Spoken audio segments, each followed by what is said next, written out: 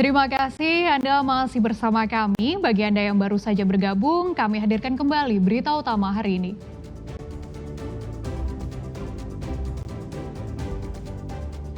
Sebuah papan reklame roboh dan menimpa minibus di Prabu Mulih akibat angin kencang.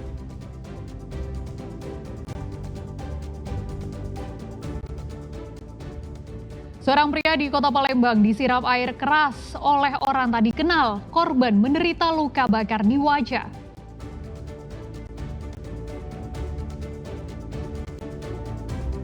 Angka perceraian di Kabupaten Ogan Komering Ilir alami peningkatan 21% dari tahun 2024 lalu. Apa yang jadi pemicu terbesarnya?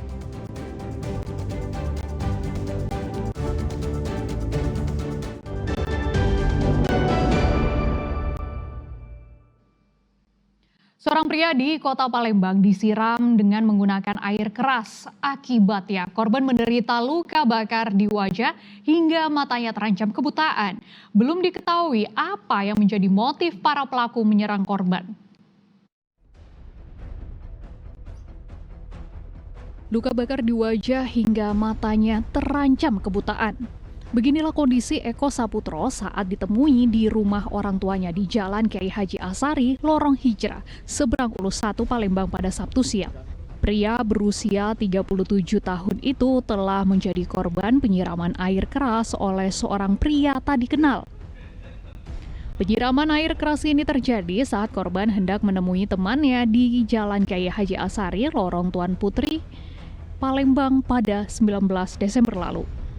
Namun saat korban sedang bermain ponsel, tiba-tiba datang seorang pria yang langsung menyiramkan air keras ke arah wajahnya dan membacok bahu kanan. Pokoknya dia ini juga kurang kenal ya, tahu tapi tidak akrab kenalnya kan. Tidak semain lah. Tadi yang bawa anak bapak ke rumah siapa, Pak? Dia balik dewe. Balik dewe. Iya, ini kan begitu kenal tuh dia nyoco terjun ke ke lumpur. Lumpur sempat balik tuh kan. Ini bersih di sini lah, di rumah ini lah kan.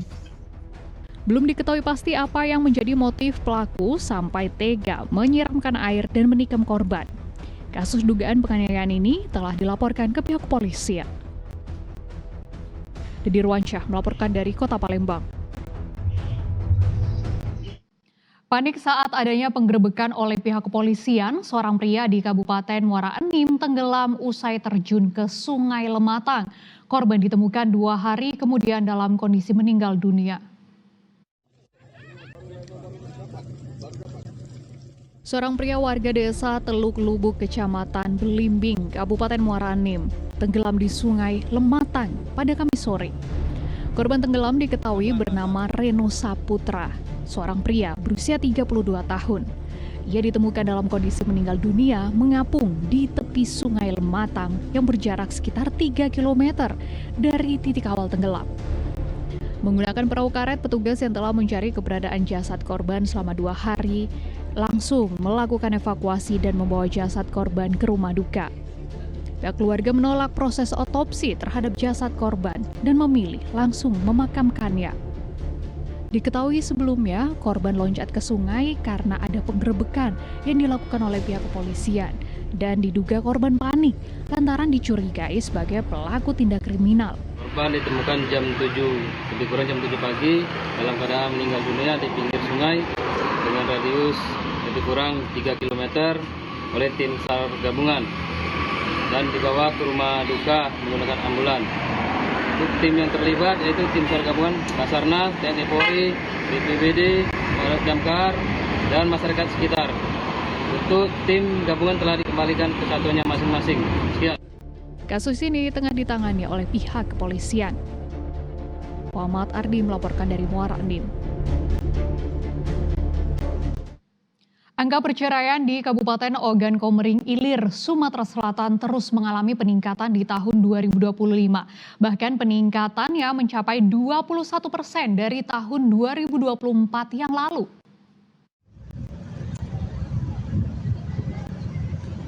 Hampir setiap hari Pengadilan Agama Kayu Agung Kabupaten Ogan Komering Ilir selalu ramai didatangi warga yang ingin mengajukan gugatan cerai. Kondisi seperti ini telah terjadi sejak awal tahun 2025 lalu. Bahkan dalam sehari setidaknya ada 5 hingga 15 perkara yang masuk di Pengadilan Agama Kayu Agung. Kasus perceraian didominasi perselisihan dan pertengkaran yang terus-menerus. Adapun pemicu perselisihan dan pertengkaran itu dilatar belakangi karena judi online dan kasus kekerasan dalam rumah tangga atau KDRT. Data Pengadilan Agama Kayu Agung sepanjang 2025 mencatat angka perceraian meningkat 21% atau 406 perkara dibandingkan tahun 2024. Masalahnya yang lebih dominan itu judi online sama KDRT sih. KDRT, judi online, sama mabuk. Oke. Ya untuk masyarakat, ya karena sekarang kan pengadilan sudah menggunakan e-court, jadi jangan takut untuk datang ke pengadilan untuk berperkara. Sekarang sudah biayanya murah, terus pelayanan cepat, tidak ada calo. Total perkara perceraian yang masuk di tahun 2025 ini sekitar 1.970 perkara. Sebagian besar merupakan cerai gugat yang dilakukan oleh pihak istri. Diperkirakan jumlah ini akan terus bertambah hingga menjelang akhir tahun. Di Ruansyah melaporkan dari Ogan Komering Ilir. Hujan deras disertai angin kencang menyapu wilayah Prabu Mulih. Akibatnya papan reklame berukuran besar tumbang menimpa minibus, pohon tumbang dan atap rumah warga rusak. Papan reklame berukuran besar yang berada di Jalan Jenderal Sudirman Prabu Mulih tumbang dan menimpa sebuah minibus pada Jumat pagi. Meski mobil dalam kondisi rusak parah, namun tidak ada korban jiwa dalam peristiwa ini. Robohnya papan reklame disebabkan karena hujan deras disertai angin kencang yang melanda wilayah Prabu Mulih dari malam hingga pagi hari. Angin kencang juga menyebabkan pohon tumbang di beberapa titik serta merusak atap rumah warga. Menurut warga, sempat terdengar gemuruh petir lalu disusul hujan deras sebelum terjadi angin kencang. Petir besar sekali, itu berkali-kali dengan hujan yang sangat deras. Tahu-tahu pohon kami ini jatuh, Pak. Krak dia berbunyi kayak itu nah.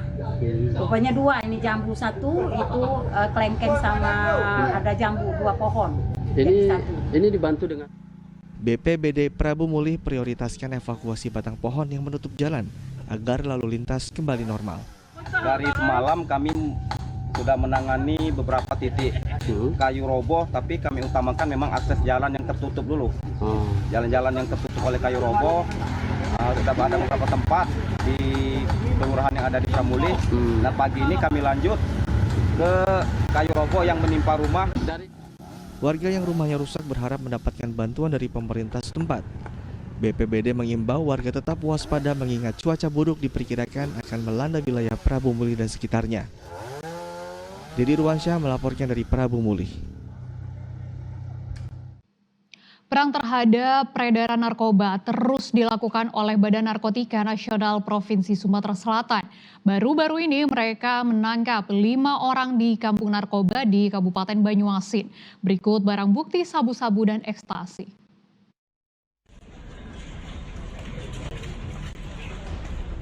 Kelima tersangka ini hanya bisa pasrah saat dihadirkan petugas Badan Narkotika Nasional Provinsi Sumatera Selatan di hadapan awak media pada Kamis siang.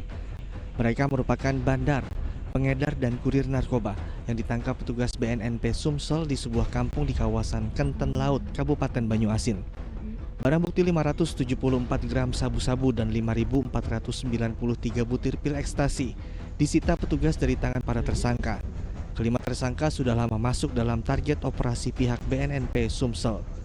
Tertangkapnya para tersangka ini tidak lepas dari peran serta semua pihak termasuk masyarakat setempat. Pemetaan tetap kita lakukan dan bisa mungkin dilihat sendiri bagaimana semua instansi baik dari Polda, Polres, Direktorat Narkoba, Bea Cukai hadir di sini menunjukkan keterpaduan kita kerjasama yang sinergis dengan semua APH dan semua stakeholder yang ada. Kita saling tukar-menukar informasi karena untuk diketahui bahwa musuh kita itu terlalu besar untuk kita hadapi sendiri. Barang bukti yang disita langsung dimusnahkan petugas di hadapan para tersangka. Buah dari perbuatannya, kelima tersangka terancam hukuman maksimal 20 tahun penjara, penjara seumur hidup, atau bahkan hukuman mati. Didi Ruansyah melaporkan dari Palembang. Seorang pria di Palembang diduga menjadi korban penipuan investasi perumahan bodong oleh temannya sendiri. Akibatnya ia merugi 100 juta rupiah.